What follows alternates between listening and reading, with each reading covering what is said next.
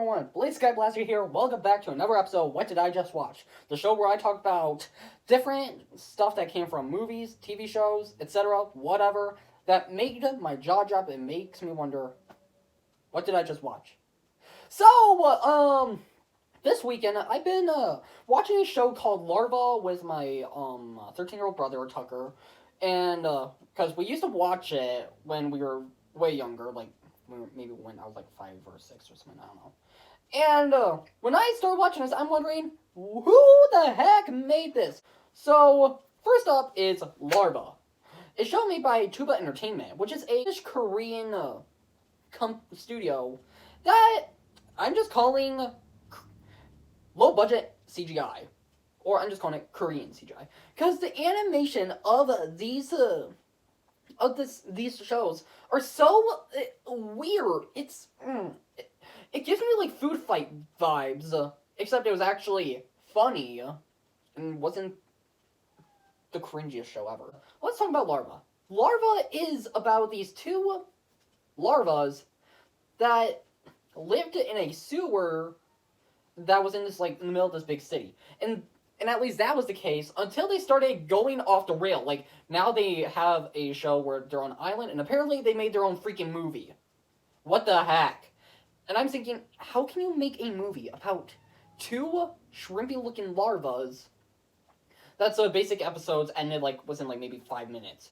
Because the thing is, it was one of those shows where they were very short and they had, a whole set of other ones. Not, like episode A, not episode, 1A, and episode 1B, not one of those kind of shows, but it was, it's hard to describe. It's one of those shows where they have, multiple episodes in one. I'm just calling them compilation shows. Because when I think about it, I feel like they probably were meant for YouTube, maybe. I don't know. So anyways, this show, it made me laugh very hard as a child. They had, one episode where one of the larvas, gets this gigantic mustache, and then eventually he becomes incredibly hairy. Then there was another episode where there was a mosquito that sucked the blood out of one of them's here. So yeah, it was, a very interesting show. Definitely grosses me out more now. And I'm pretty sure if Mama ever saw it, she would just go, she would just raise her eyebrow in suspicion. Anyways, this show, it was very low quality. I'm just gonna say, the show, at least from the episodes I watched, it did not really have that much of a big cast. There was this one reoccurring, giant bug that was ginormous and was actually kind of horrifying. But honestly, none of these shows were really that memorable, except the last one that I'm going to talk about. So, let's just keep going ahead. Oscar's Oasis. Pretty much the absolute same idea. It's about, a lizard or gecko that's named Oscar, and the whole setting takes place in a desert. And again, the recurring theme with the two shows I'm talking about that came from Tuba Entertainment, they really have a recurring theme of having, the most pointless kind of animal with a show. And almost half the time, all their settings are these areas that are almost very desolate. There's no possibility that they would have people. And, the characters that do show up are very mild. So anyways, Oscar lives in a desert, hence the name, and I'm just gonna say the theme song to the show is a bop.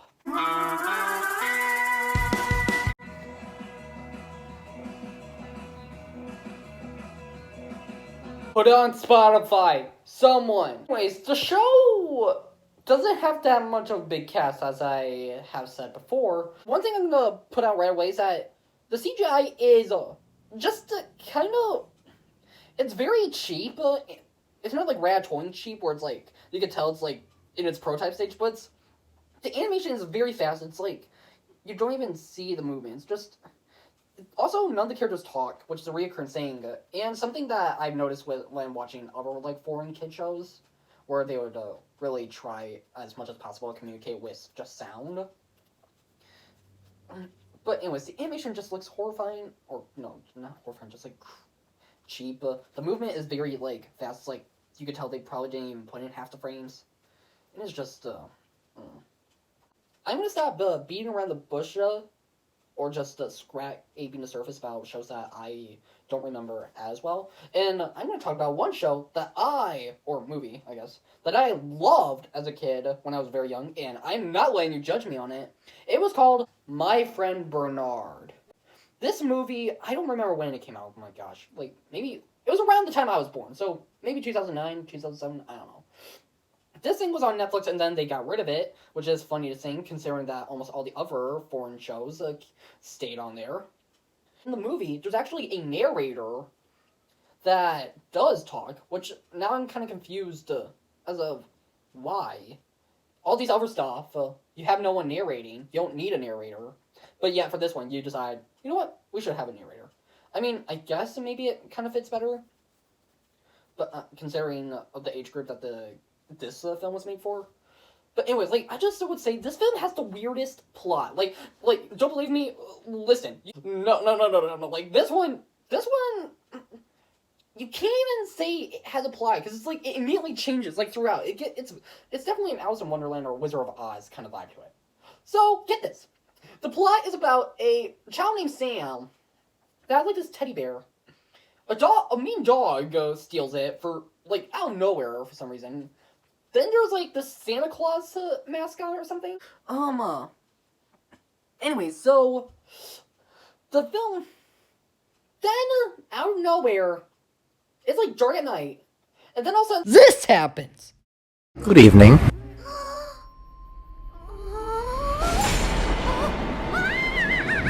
This guy comes out of nowhere. Like, he's in this gigantic flying teacup. It crashes into the house. He's chased around, and then all of a sudden, they're teleported into, like, this Arctic area, where you meet the main character, Bernard. He feels more like an antagonist in this film. I did not like this character at all. But I'm going to say, I find it weird that he's the main character, even though the film literally freaking starts off with Sam pictured as the hero. I don't know.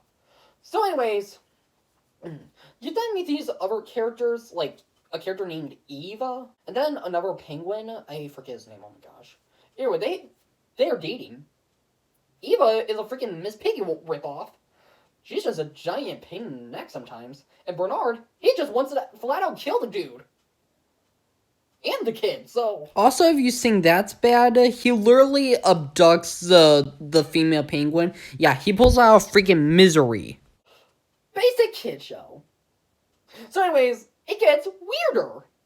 So, somehow, like, I think the teacup dude comes back. I don't know. They fight in there, and then they go to a desert. Eva finds this giant oasis. Everyone else starts, like, hallucinating. And then, all of a sudden, out of nowhere, then they just put this sea monster into it. And then, like, Sam has to save everyone from it. It was...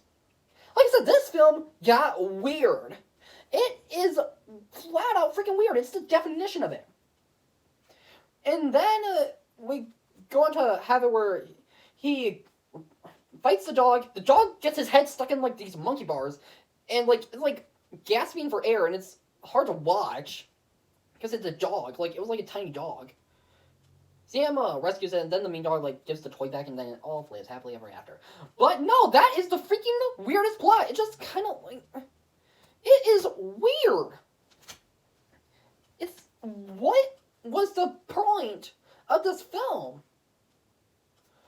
The narrator at the beginning of this film, like... And also, like, the opening before we are even introduced to the main character, like... Looks like a hypnosis. And then the narrator tries to come up with the idea, it's like, it's supposed to be based on, like, your, like, has the theme of, like, being afraid and it's completely gone, or something like that. But this plot, like, goes out of nowhere. You kind of forget, oh wait, this is what we're supposed to be learning from this.